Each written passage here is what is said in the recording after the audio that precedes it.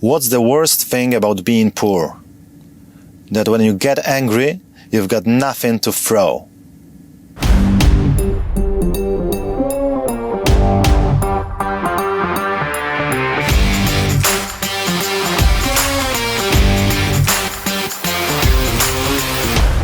Hi, this is Matt Sierra and this is the brand new episode of Business 2.0. This program where we're talking about how to earn more, how to save money, how to spend less and how to just have a better life. Today we're gonna talk about Ikigai strategy. This is the Japanese strategy from the island of Okinawa, and we're gonna talk about it, how to implement it in our daily life, what to do in order to have a great job, great money, great passion, because that's what it is about. So today you're gonna get to know this strategy, but deeply, which means that I'm not gonna only tell you something about the strategy. I will go deep, dive deep into it in order for you to really grasp it, really understand it, and really use it in your daily life. That's why this program is not a short story of 10 minutes when someone brings you some couple of beautiful pics and images and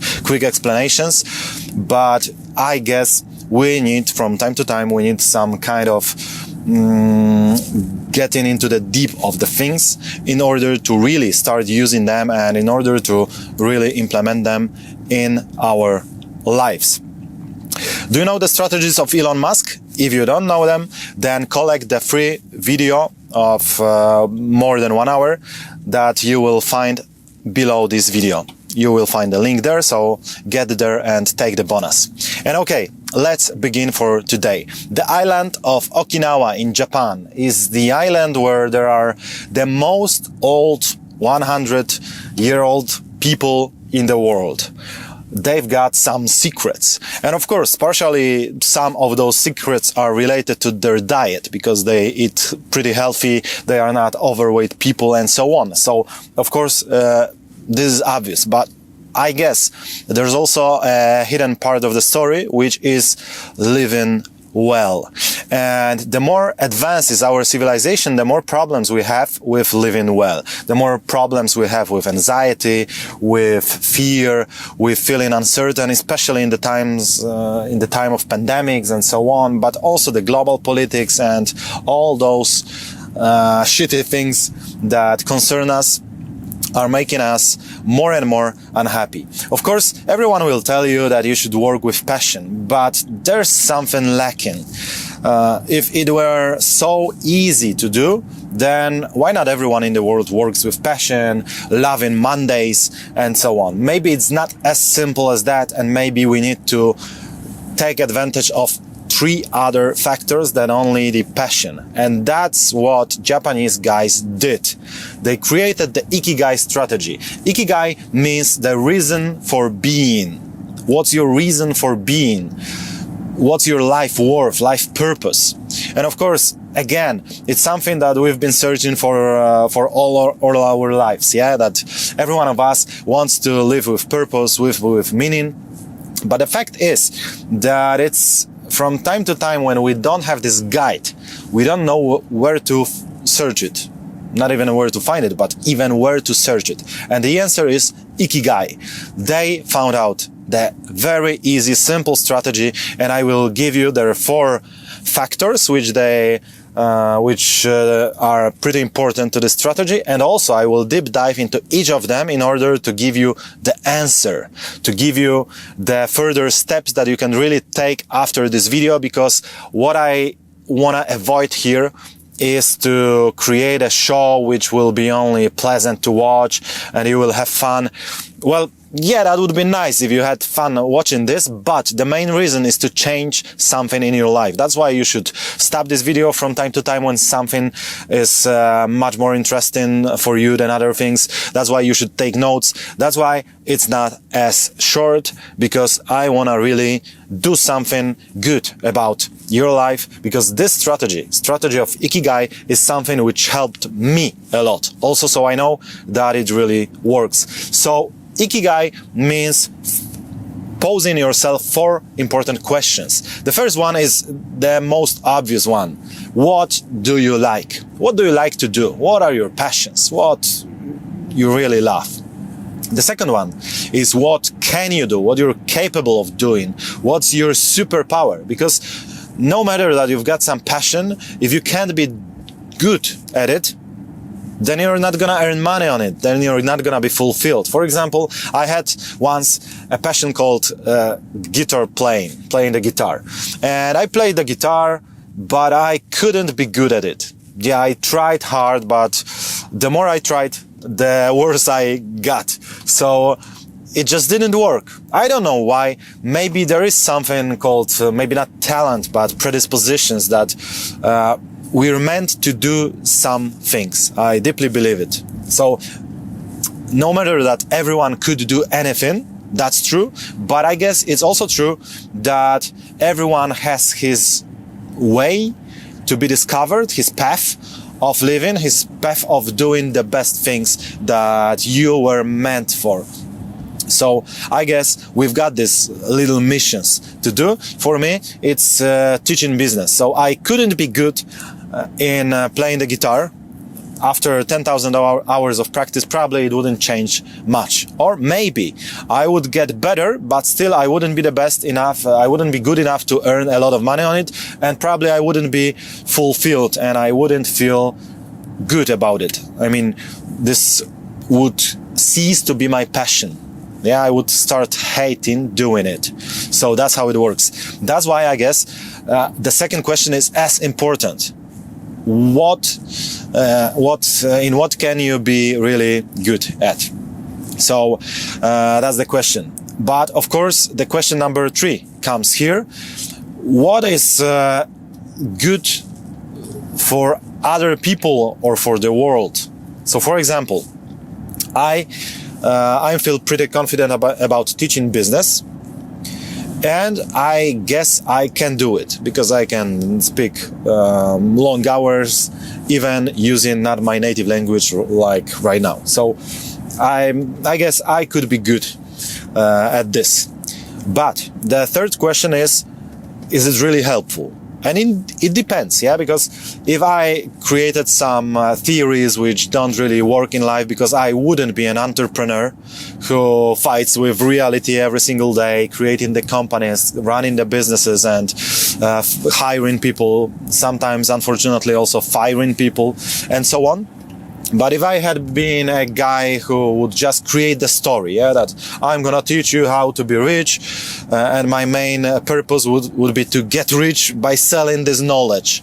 Although it wouldn't be knowledge because it would be theory, yeah. So that would be shit, and that wouldn't be helpful to people because I would be talking trash like. Close your eyes and think about the beautiful cars and try attracting them and all those things which are really a piece of trash, let's call it this way.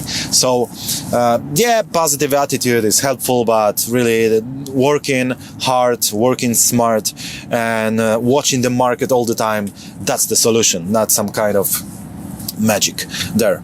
Well, this is magical enough, yeah, watching your future customers, asking them what they need, what are their problems, and solving their problems by your product or service. This is the magic that is sufficient to make you rich. So that's it.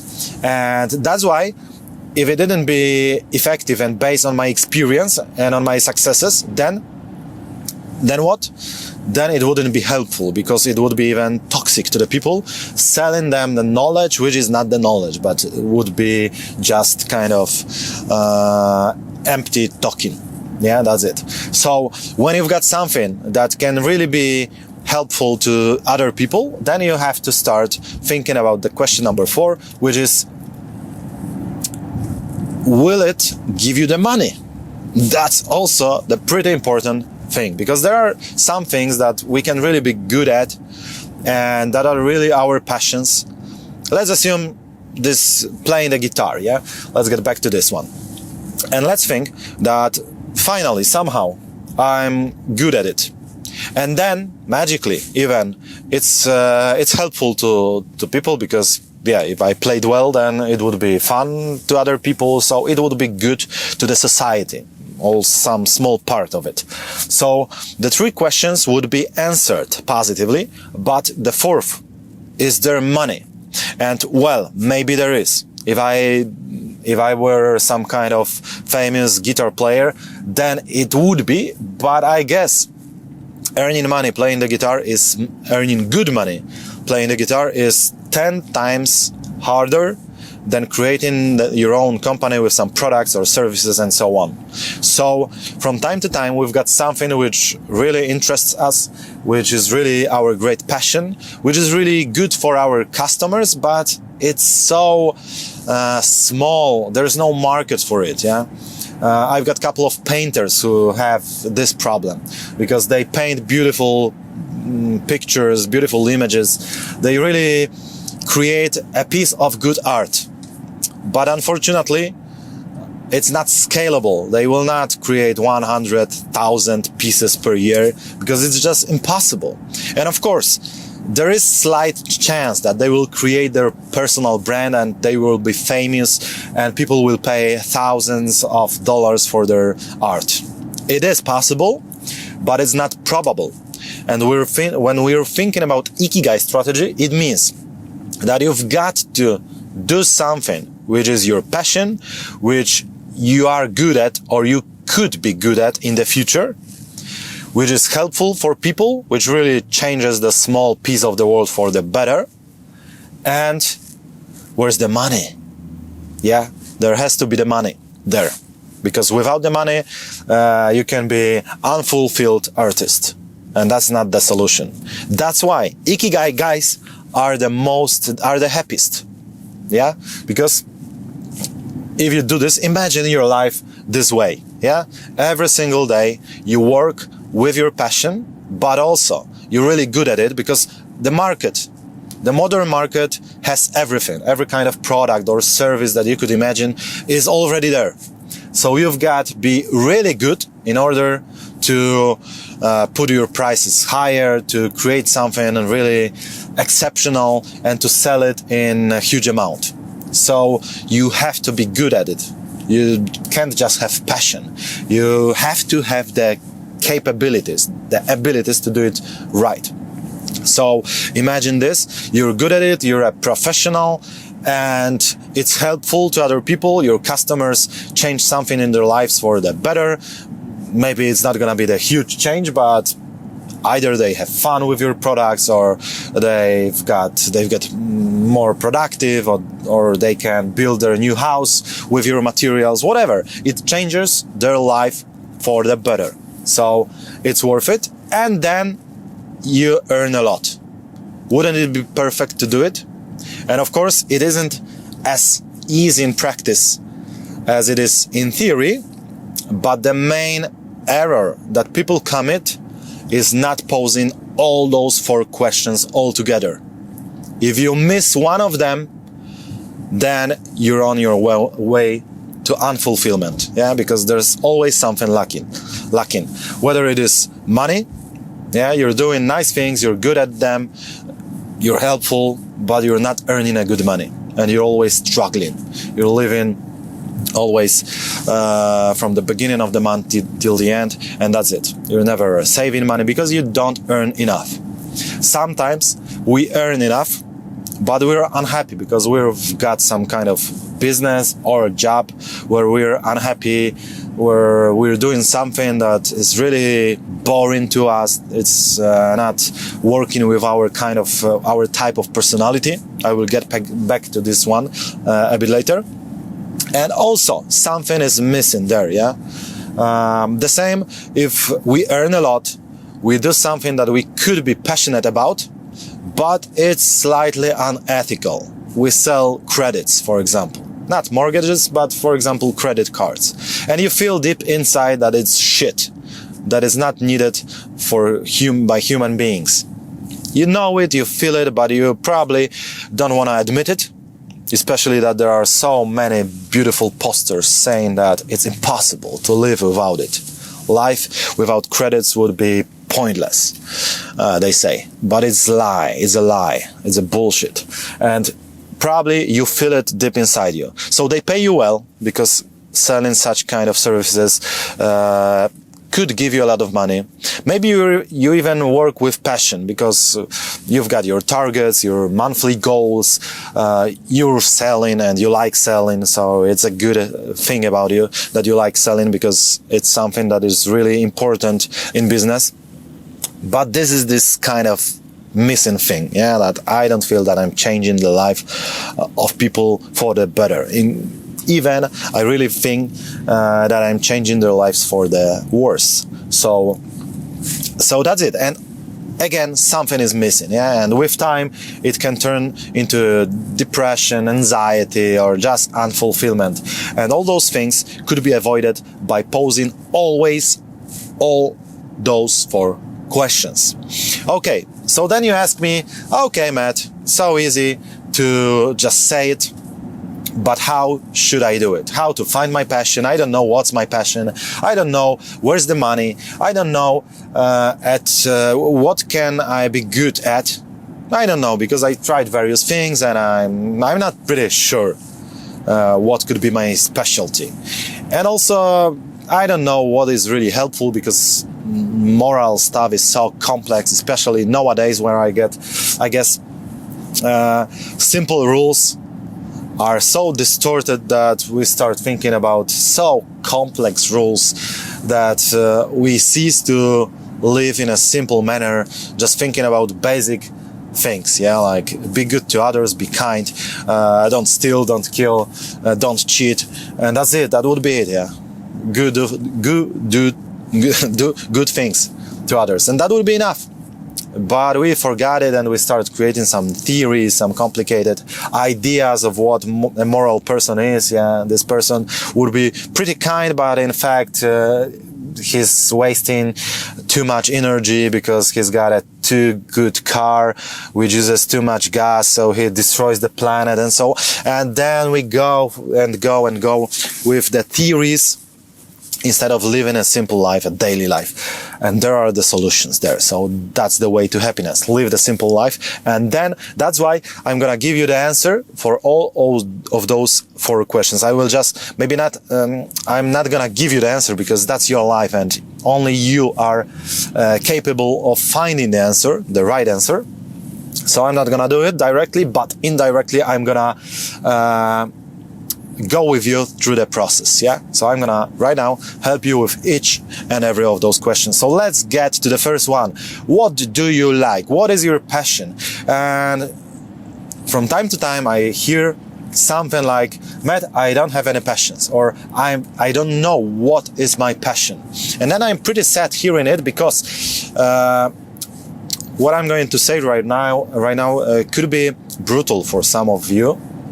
But I deeply believe that it's true. If you don't have any passions, that's unnatural.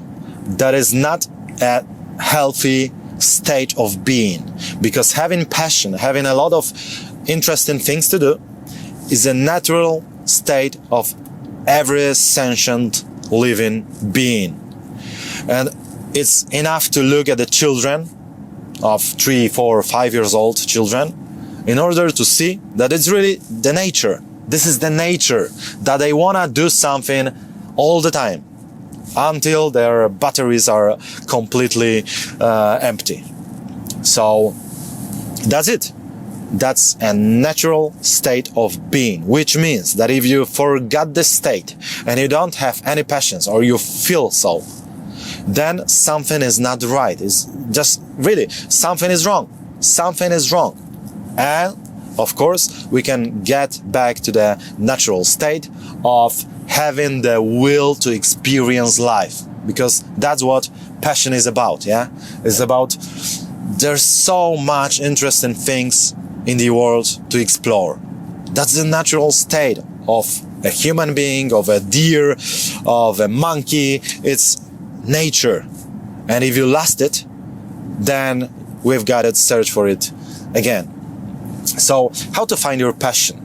Well, sometimes it's easier to ask yourself what couldn't be your passion, what you really don't like. For example, you take the sheet of paper and a pen and you write something like this. What I would like to avoid in the future. And I did it many times in my life, searching for the passion, because today all my businesses are completely Ikigai, I would call it this way. But it took me a couple of years. It will take you slightly less, because right now I'm giving you the strategy, which I had to find with years of experience in work. So I hope it's gonna be helpful. So anyway, I've done it many times, and I've asked myself what I don't like, what I would like to avoid in the future, and my answers were like calling the people, not calling people names, but calling the people, using the phone all the time, because I've used it all the time in the past, and I probably spent between 6 and 8 hours on my phone on a daily basis. So it was definitely something I hated, because I sell a lot of product and so on. So this one, using my email, being on Facebook in order to do some promotion there. I understood that my companies have to be on Facebook, because, well, that's the way things are. But I knew that I don't want to be the guy who's there, who's posting there, who's preparing the campaigns and so on. So I knew that was it. I also knew that I wanted to have a good scalability. I chaired some seminars for 20, 30 people, and I wanted really to have thousands of customers. Thousands of customers. I wanted to change the world with my products. I wanted to share my experience and my knowledge of how to beat the credits, how to live without the credits, how to respect your workers and your customers, how to create ethical business, and also my other passions like languages, how to create a business abroad, how to maintain it, sustain it, and develop it. And how to grow your courage in order to show yourself speaking foreign language for hours. And that's something I do right now, but it took me years to discover, years and a couple of times of doing such the lists. So I knew what I didn't like, and that's why it was easier to define what I would really like to do. That was pretty helpful. And another thing, the easiest way to find your best passion is to check out as many things as possible. As easy, as simple as that. It's no rocket science, but is it? I meet people who tell me I don't have any passions, and I ask them, okay, what was the last time when you checked out something completely new? I don't know what exactly, but for example, maybe you attended some cooking seminar or some karate lessons or something completely different, but what was your last time? Well, in kindergarten. That's the answer. How is it possible to know without checking? Well, I really need to admit to you that this channel was supposed to be the channel about philosophy and psychology, because that's also one of my passions, and it was this way for 1 week. 1 week, because that was my idea, that in the future I will go to the English-speaking market, but not with business, because I want to try something new. So I'm gonna talk about psychology, about happy life, and so on. And I've done it for 1 week. I've created 1 or 2 episodes, and then I've decided no. Well, those things are interesting to me. Those are my passions, but I don't really feel I should be this kind of spiritual teacher. My part of life is business, how to create good businesses and change the world this way.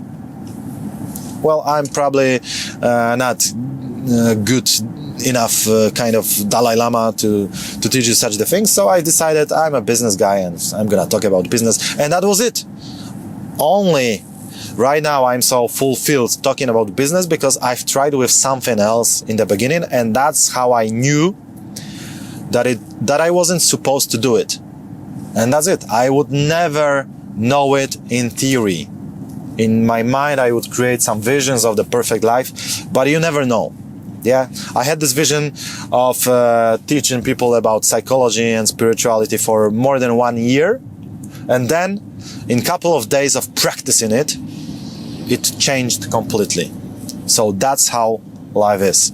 And I guess nowadays we spend too much time in our heads, in our minds. We're thinking, creating the perfect future, creating the business plans.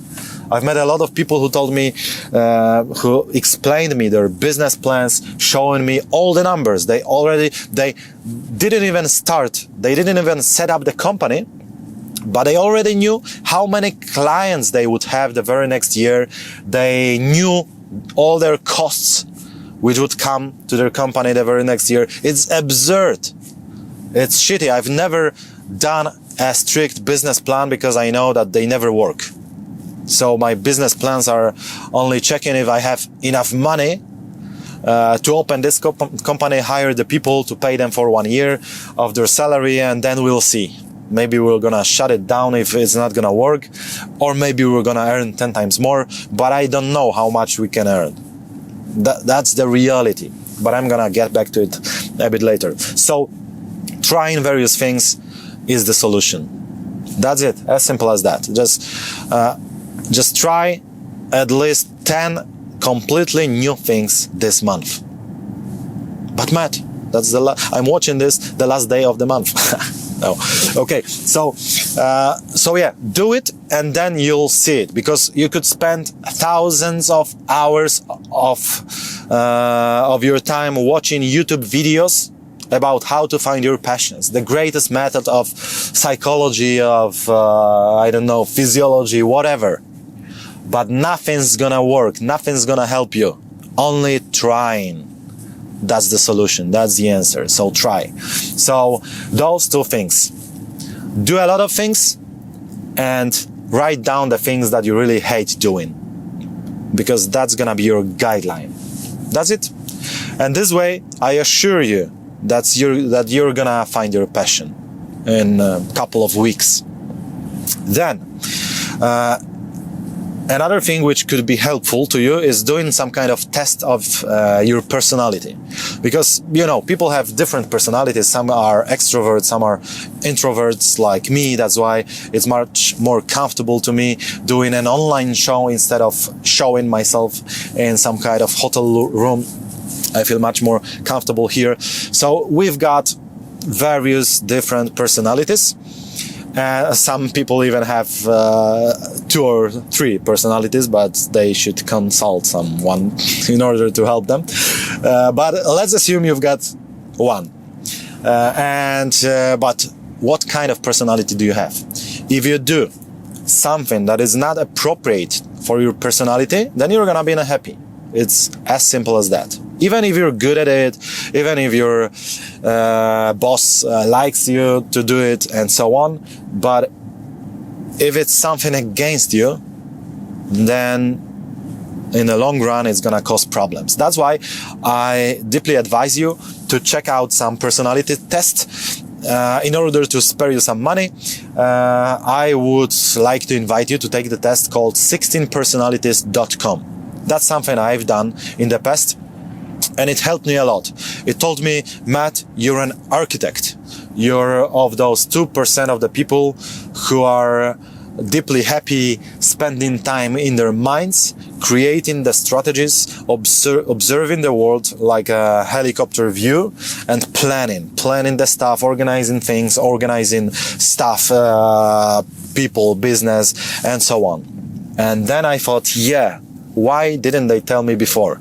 And this is a very simple test, like 10 minutes, and you've got the full answer and a couple of important things, how to get better in your relationships, in your business, work, and so on.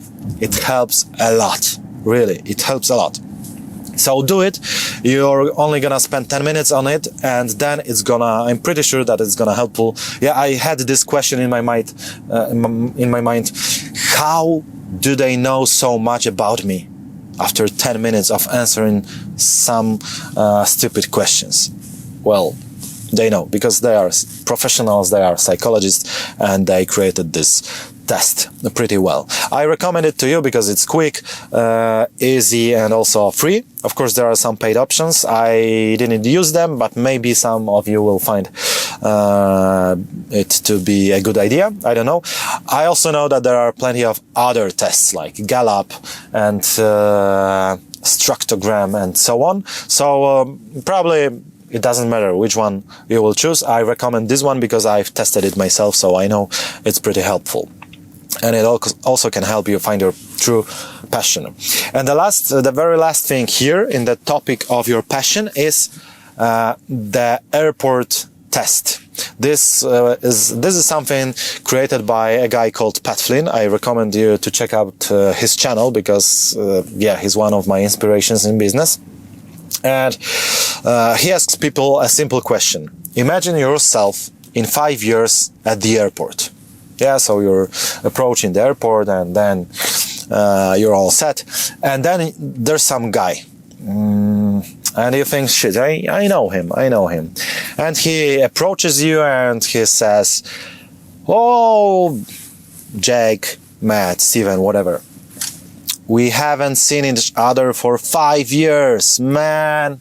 Oh, you grew up. So that's your old friend from the college, from some job place, for some, I don't know, whatever. It doesn't matter. So that's your old friend. You haven't seen each other for 5 years. And he asks you, what was going on during those 5 years in your life? Because the very first question is, are you doing well? And you say, of course, I'm doing amazing, better than I deserve, as Dave Ramsey would say it. So, but really, you don't say it as a kind of, that's the way we answer. But you say it like you deeply believe it. You're convinced that your last 5 years were really amazing. They were superb. So you say it this way, and he asks, oh, really? That's nice. So what happened? Tell me, what happened in your life? And that's it. That's where you stop this video, take your sheet of paper. I always have problems with this. I'm pretty fond of saying shit. Okay, so you take your sheet of paper and you write down. What's your answer? Why your last 5 years were so amazing? Why? What happened? What happened in your business, in your private life? What happened that there were the best 5 years of your life? Because it's always easier, maybe not always, but often it's easier to look backwards than forwards. Yeah, because if you look forward, then there are those thoughts that, well, I'm thinking about the future. There are so many uncertain things, maybe pandemics number 2 or something. Maybe I'm gonna live in completely different parts of the world in the future. Never know. But if you're imagining that it already happened and it happened exactly the way you wanted to happen, then it's gonna be much easier. That's why you shouldn't only think about the answer, but you should write it down on a sheet of paper. Yeah, you should do it right now. Why your last 5 years were so amazing. Okay? The airport test.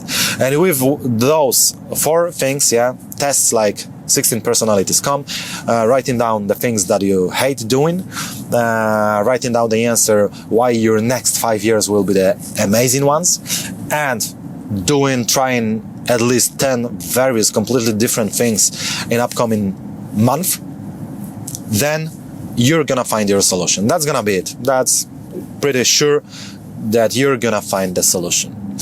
Let's get to the second one then. So, what you're good at, or what you could be good at. That's something which is not as obvious as we think, because sometimes I've experienced it a couple of times that I was pretty sure that I could be amazing in something. That, Matt, you could be the great video creator. I mean, do the beautiful shooting and then editing and so on. That was my sure thing. And then I've tried, and I found out that there are so many complex things in there which are not even as interesting to me. How to prepare the camera, how to create the good frame, and so on, and where's the light, where's the sun. Oh man, no. Then I've decided, no, I can't be good at it. I just can't.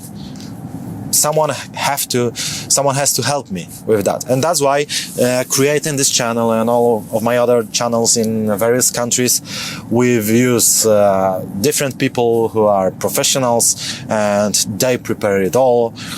Some shoot it, others edit it, and I don't touch it with my nasty fingers because I wouldn't help. Really wouldn't help. But again, I had to check it out, and it really turns out to be the truth that it's not as obvious.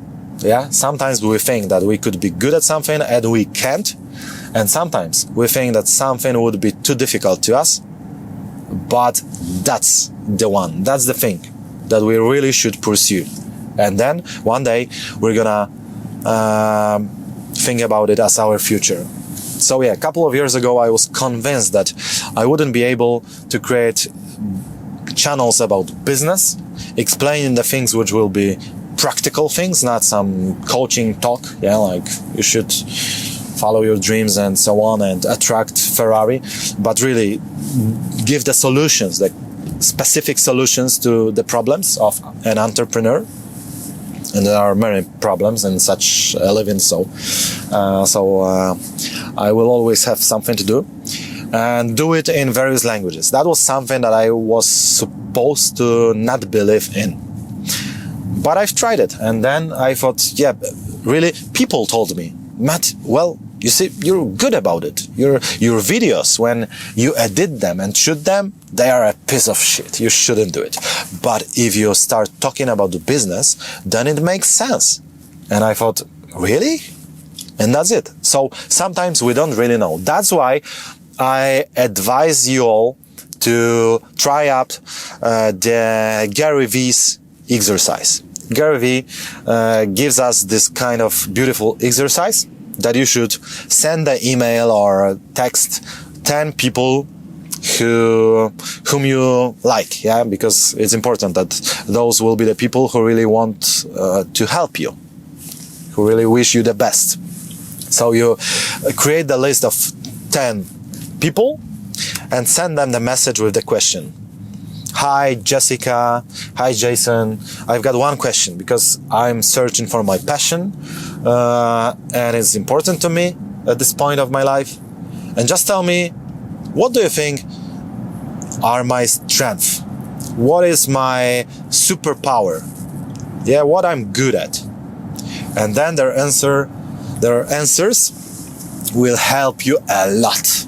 Yeah, because they will see something that you don't see. Especially it works with our more valuable gifts, that we are the only ones who don't see them. Everyone sees it. She's a good singer. Everyone knows it. She doesn't know it.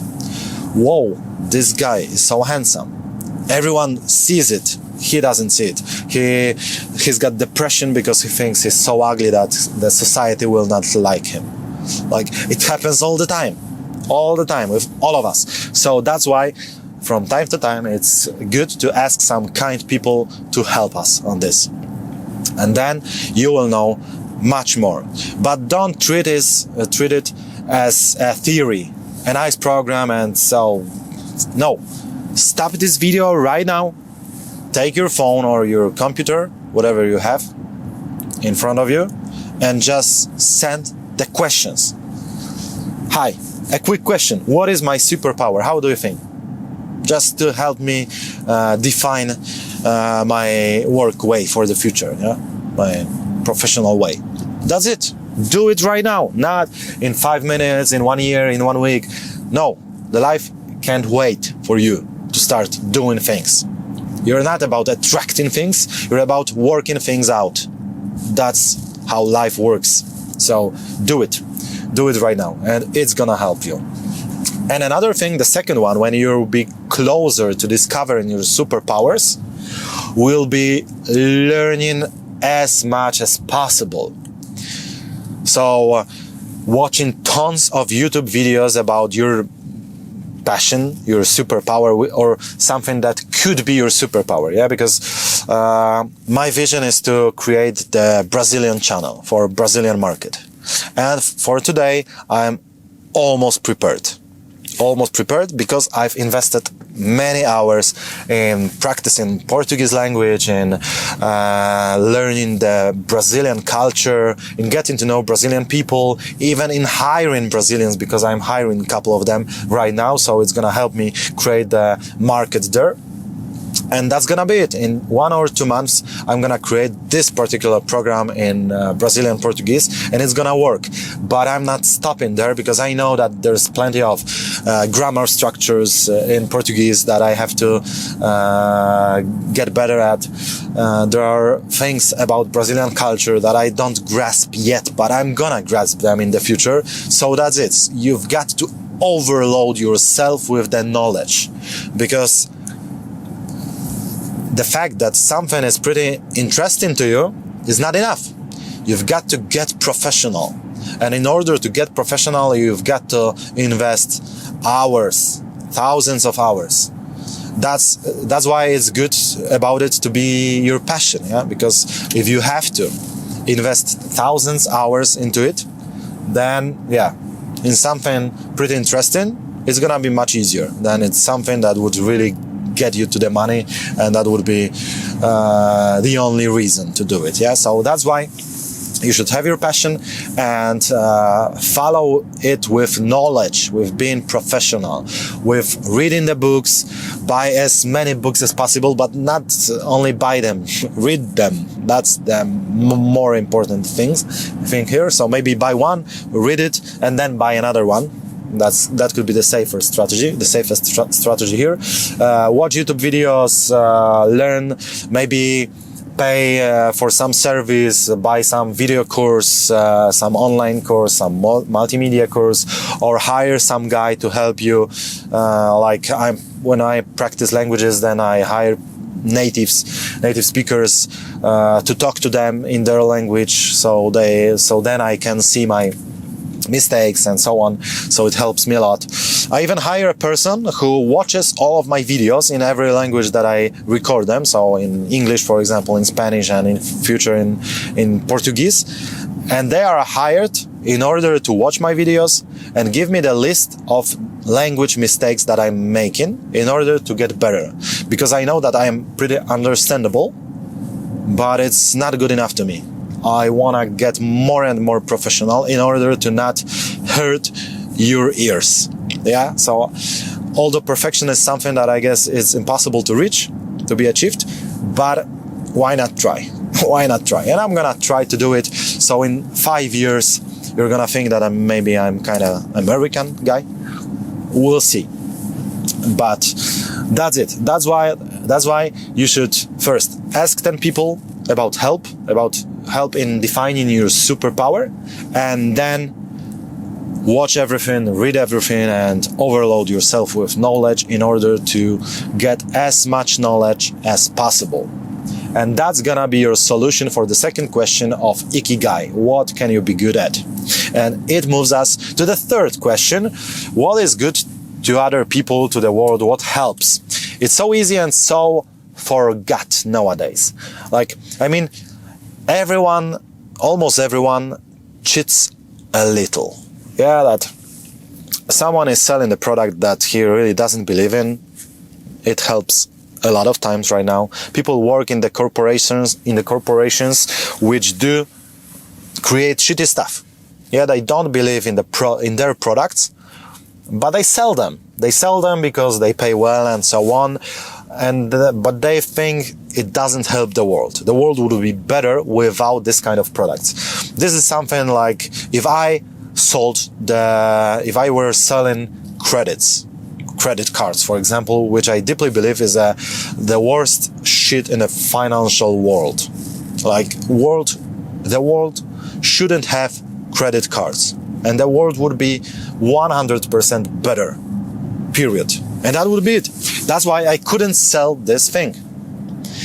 So that's it here. But it's pretty obvious, yeah? Like, there are products that you don't really believe in, so don't sell them. But there are things, the slight, small, tiny things that we ignore, yeah? Like, those little lies. So you're selling something good, but you do it in the wrong way. Like yesterday, even, it was exactly yesterday when I was making some deal with some real estate. I was buying some flat for the future office, and I was talking to the agent about her commission for it, and she told me, "Okay, Matt, my commission is I don't know, I don't remember. It was 3.5% of the full price of the real estate, and of course we can decrease it, we can lower it." And I've told her, because there are those strange rules that you should always lie in order to get you to the point, yeah? So I knew that this first number was a lie, that no one wanted to charge me 3.5%. And I've told her right away, okay, just tell me, let's not negotiate this way, because it's pointless to me. Just tell me, really, let's be straightforward. What is exactly the amount of money that you expect me to pay you after all the negotiations? And I'm gonna pay you the very same number, and we don't need to waste our time playing some games, pretending that, well, I'm not convinced if I'm really gonna buy it or not, if the commission is so high. Why? Can't we just be normal human beings? You tell me how much you want to earn, I tell you if it's okay with me or not. If it's not, then it doesn't mean that I want to negotiate, but it means that I'm getting off the table, yeah, because that's it. So quick, so simple, so easy. And she went, okay, so 2.9%. That was something that I expected you to say, and I would agree later.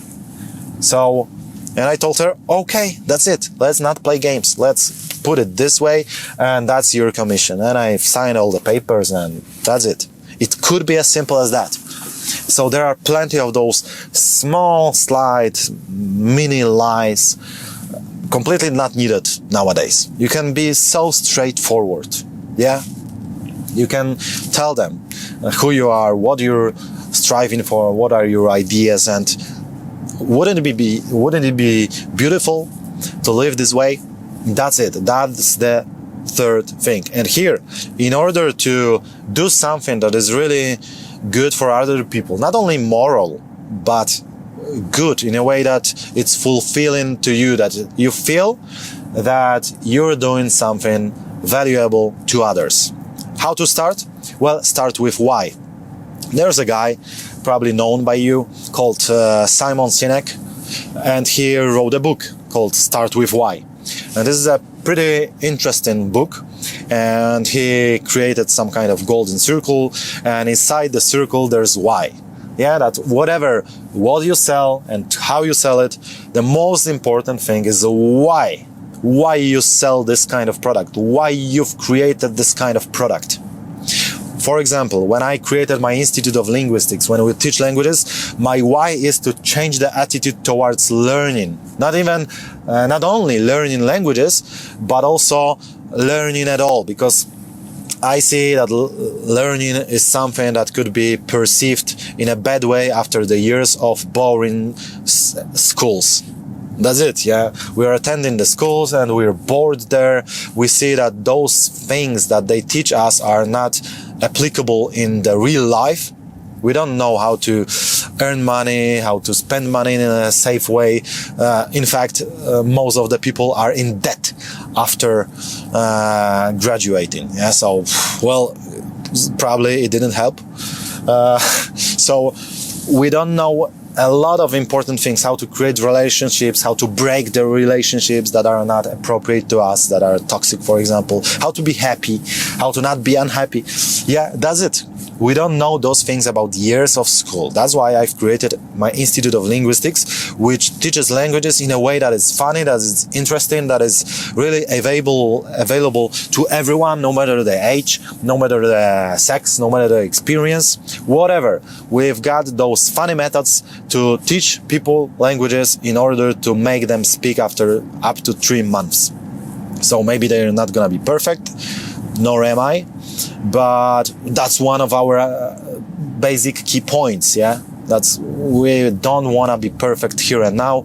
First we start doing things, and then we're gonna take care of perfection and get better and better with time. But let's not be scared of trying, of speaking with mistakes and so on. But well, who cares? Who really cares about our mistakes?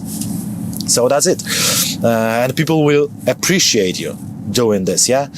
It always works this way, that I have this fear in my mind.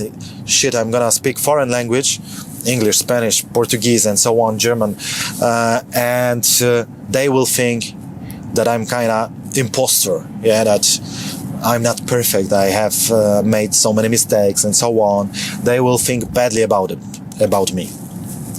But then reality shows me exactly the opposite. They always say, no matter whether they are Americans, Germans, Russians, Spanish people, they always tell me, wow, you speak our language, how nice, and we understand it all. And their focus is on completely different things, about what works, not about what doesn't. Yeah, that's it. That's the right attitude toward the whole life. That's what I do with my Institute of Linguistics. That's my why there. That's why doing the courses, organizing the events, hiring people all around the world, because we hire more than 50 people in various countries, in Europe, in Indonesia, in US, in Brazil, and so on. That's why it's so funny.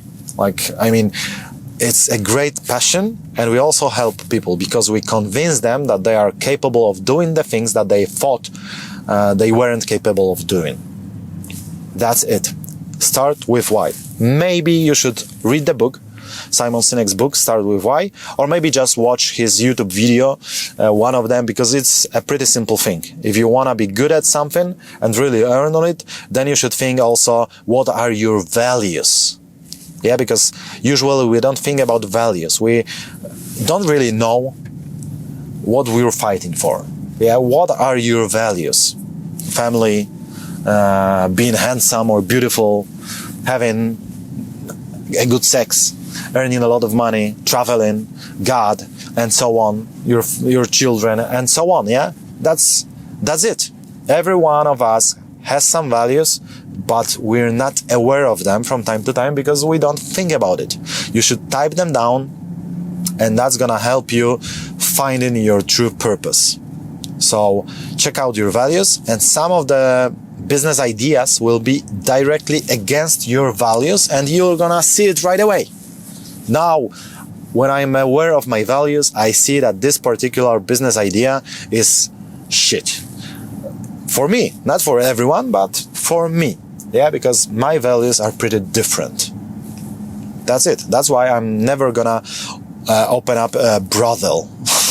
Because I deeply believe in long-term relationships and in sex made with love. That's it. So that's how it works. Yeah. So check out your why. Write down your values.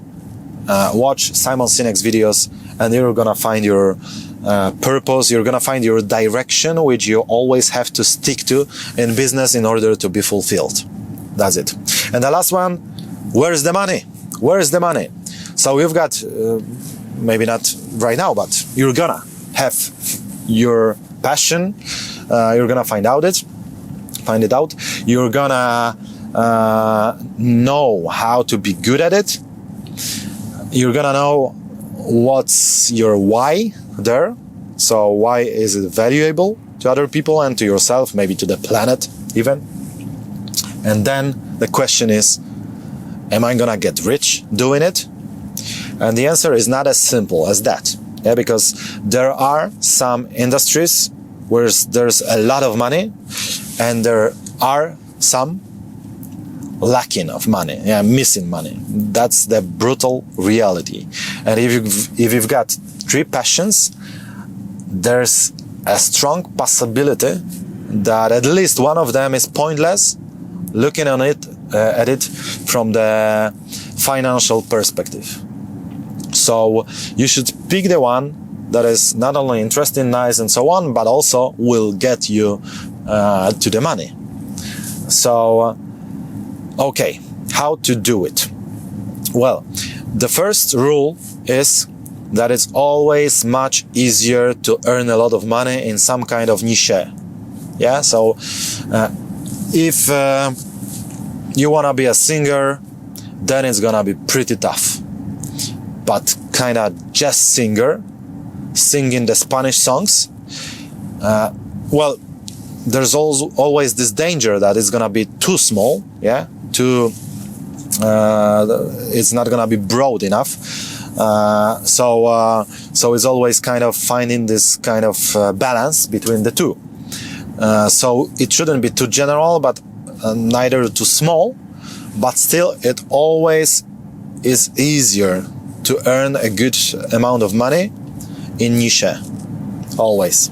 So that's it. So let's think about your niche. And there's something in the market that would need your products.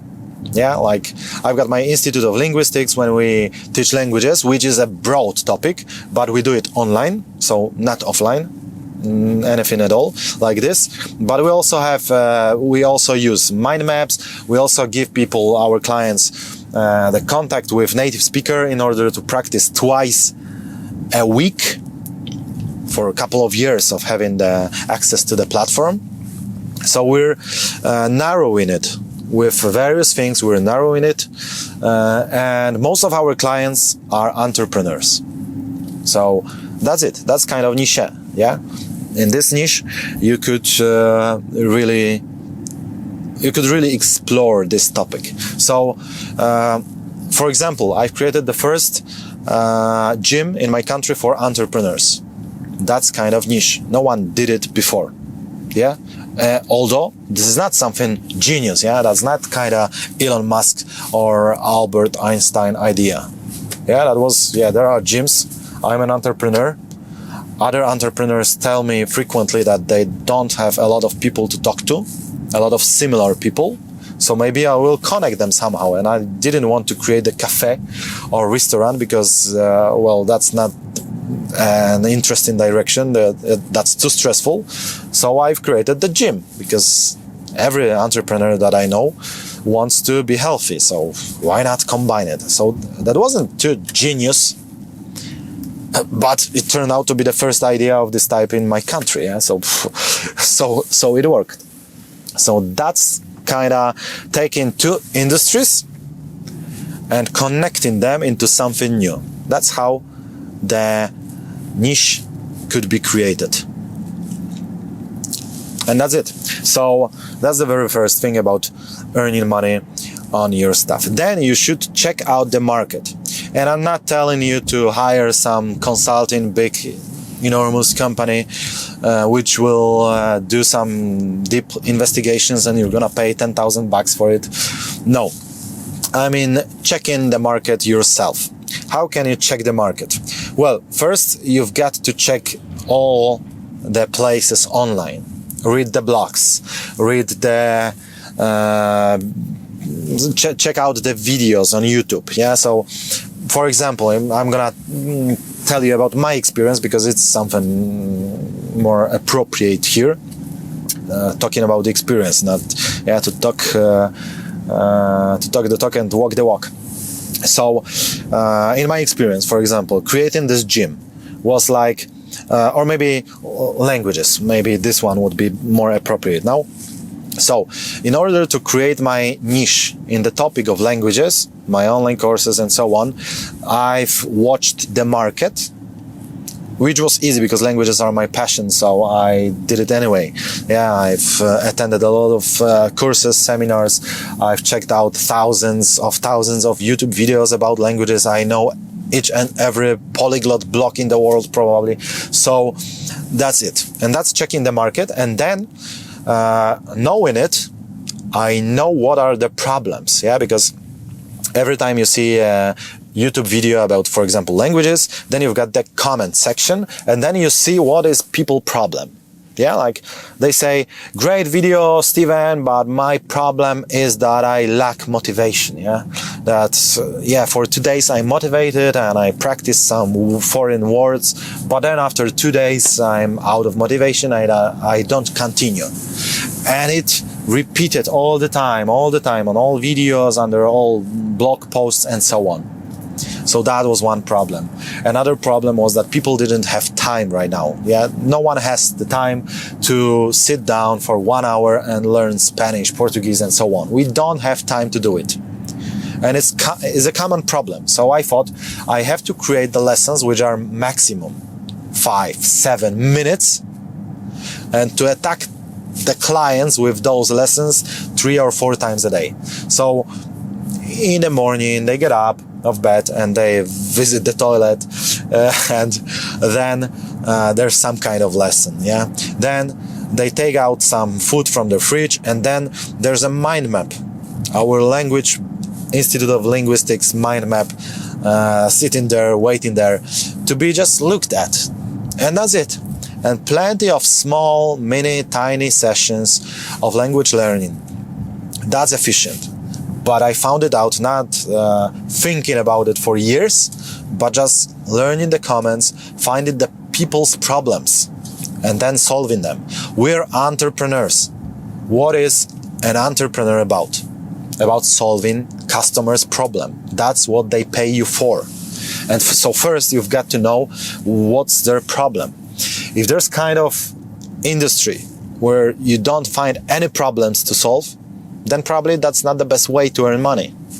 You've got to, but it's kind of imaginable, like unimaginable. Yeah, that's I can't imagine that branch, that industry where there are no problems to be solved. You always bring your opportunities with you. So it means that if you search for the problems that you could solve, then probably you always find some. So that's it.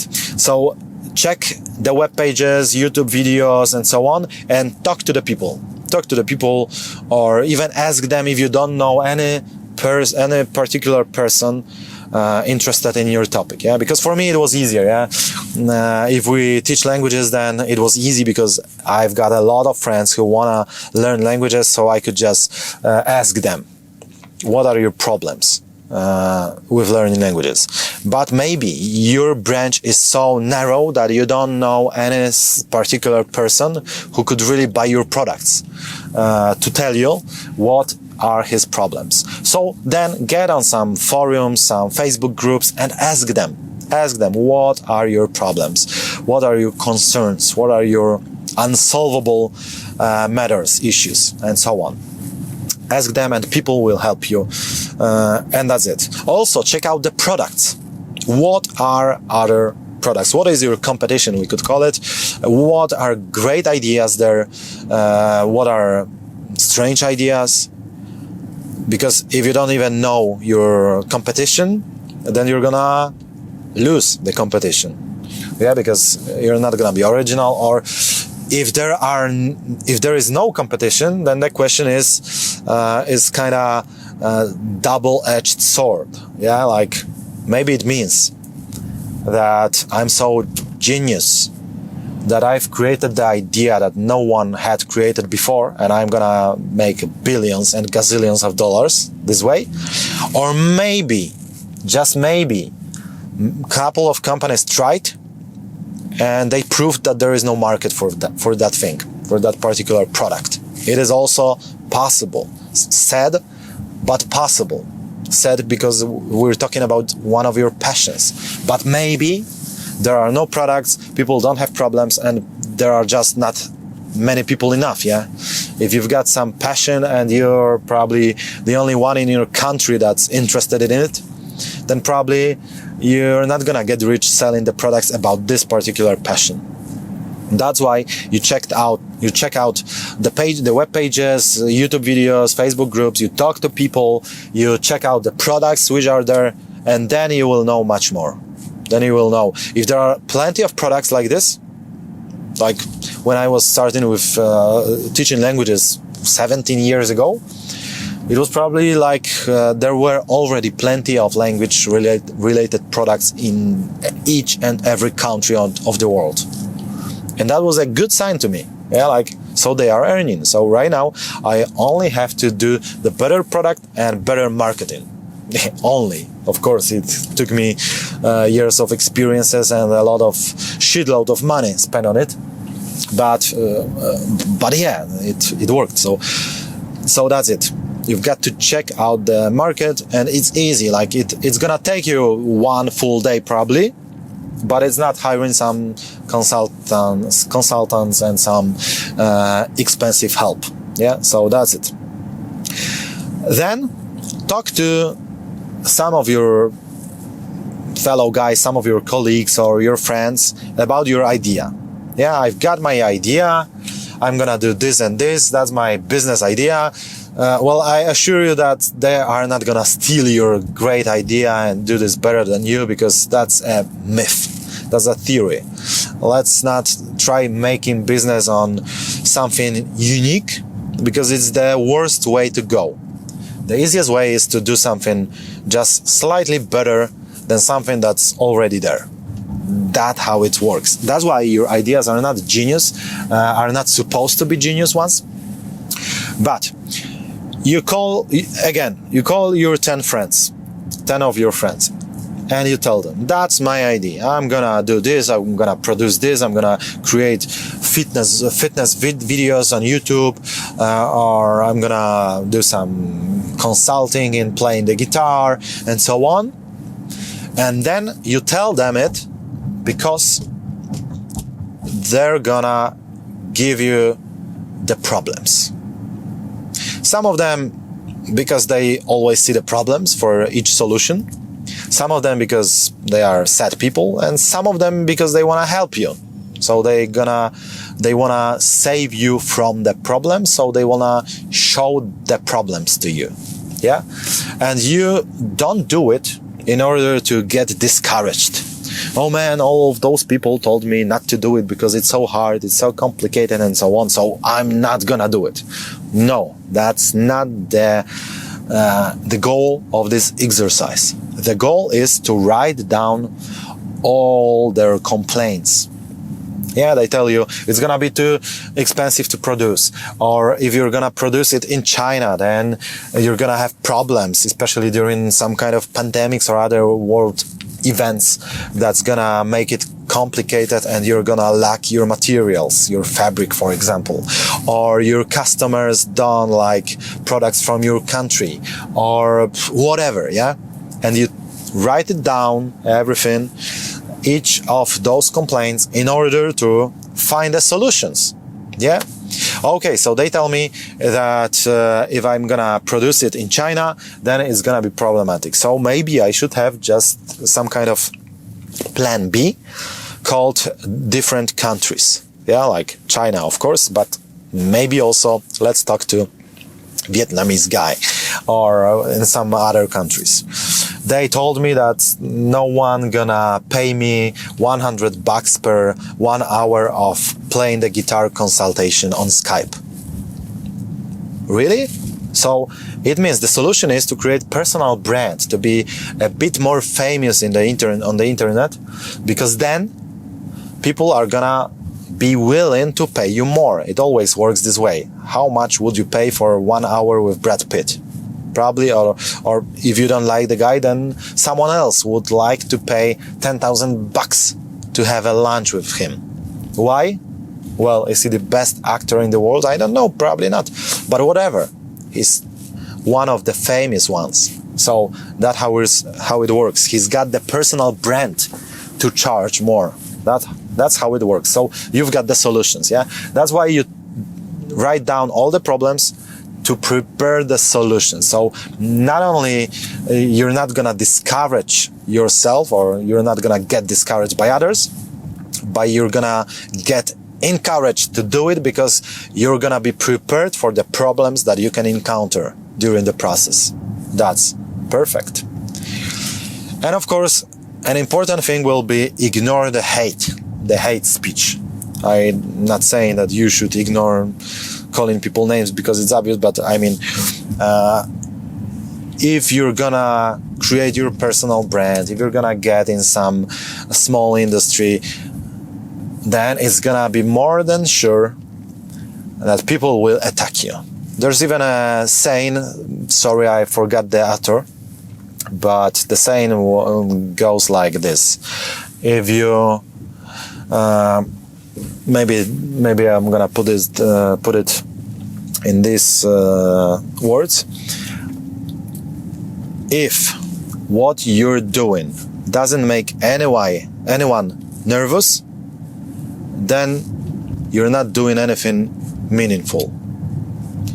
Because every time when you do something meaningful, it pisses someone off. Yeah, that's the truth. So that's it. So you're gonna be hated, you're gonna be attacked, you're gonna be commented, and what? Nothing.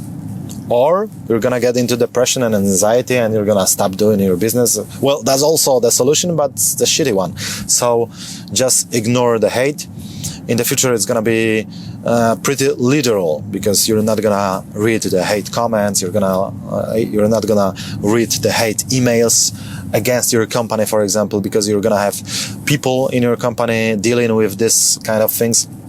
But in the beginning, you only need to remember that you're gonna be hated by someone, because doing something meaningful is always this way. Yeah, always brings the attention, and attention is always colorful.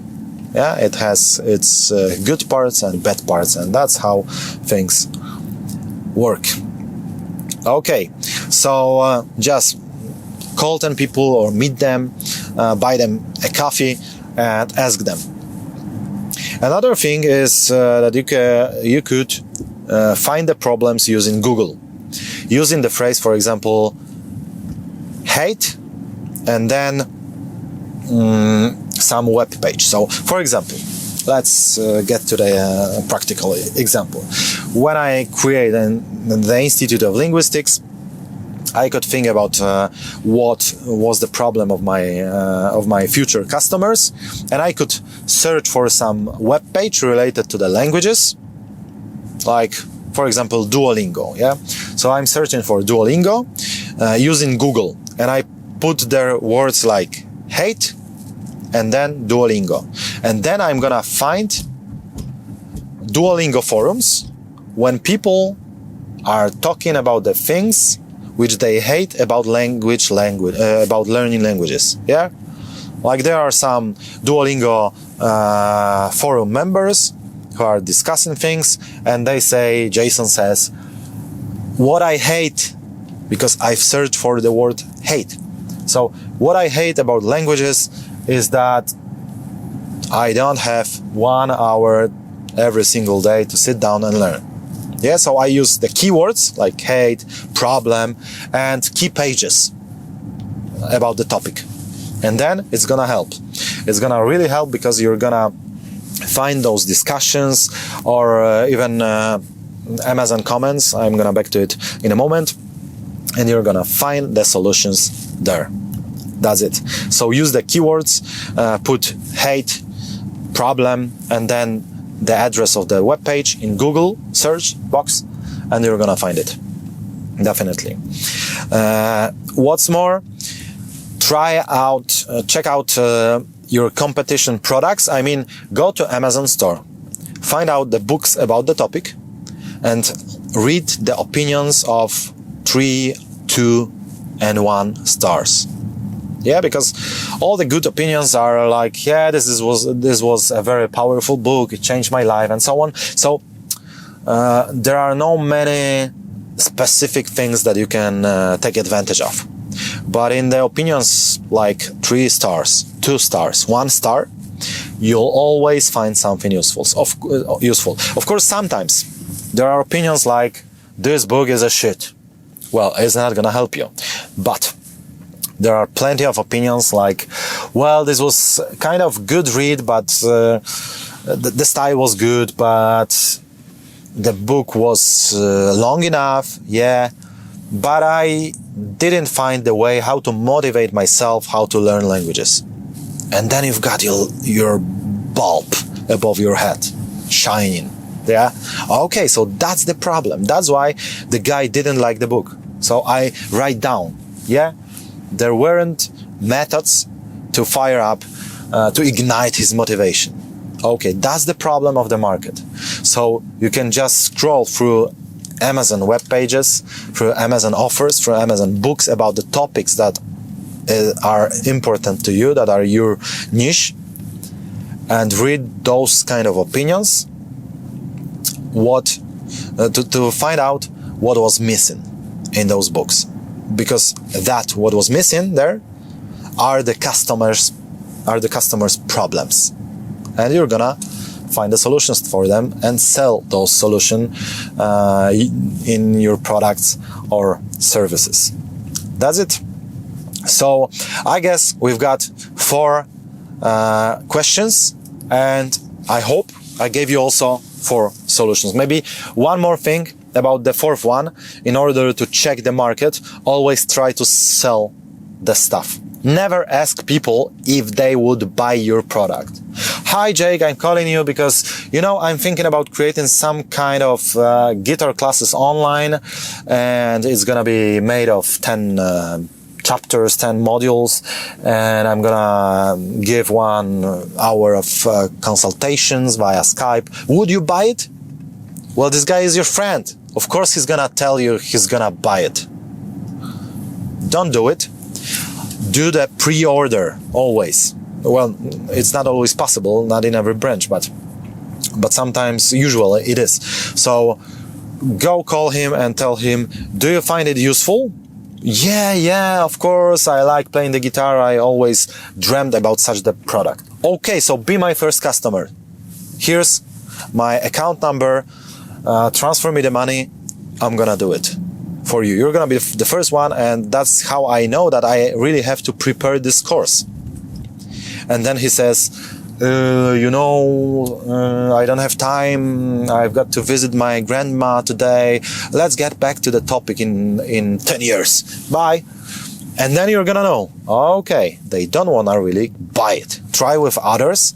And if you don't manage to sell it, then you shouldn't even produce it. Yeah, of course, don't cheat on people. Like, tell them this is the pre-order, which means that you're not gonna get the product tomorrow.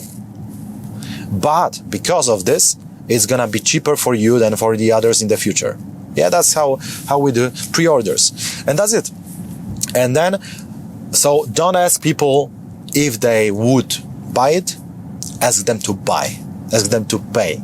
If you see the money, then it means people want to give you the money for this particular specific product. That's how it works.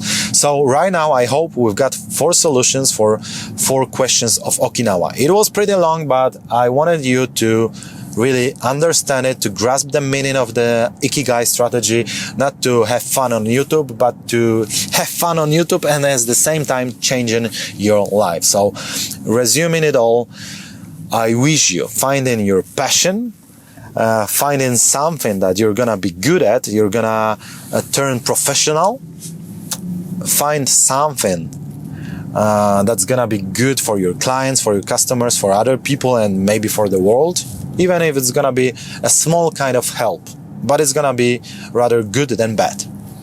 And that's gonna make you rich. That's the 4 questions, and you shouldn't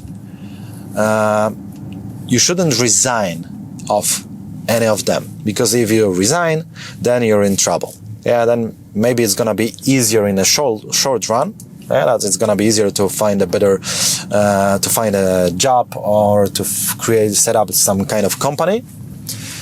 But in the long run, you're gonna be screwed. So I wish you not being screwed, but finding all the 4 solutions, and I hope that I gave you some kind of ways in order to really find those answers. I wish you all the best. If you like this video, give me a like, give me a subscription, and find out the link below, because you're gonna find there the strategies of Elon Musk, another 1-hour videos with very specific strategies that I modeled from Elon, and I'm gonna share them with you. Of course, it's a bonus, so it's free, so collect it right now. I will appreciate every comment, even if it's about linguistics, yeah, that maybe you found out something that I should work on in order to speak better and better. And I promise I will implement those kind of advice. So thanks a lot, and see you next time. New episode every single Thursday here. See you 7 p.m. Pacific time. See you. Bye.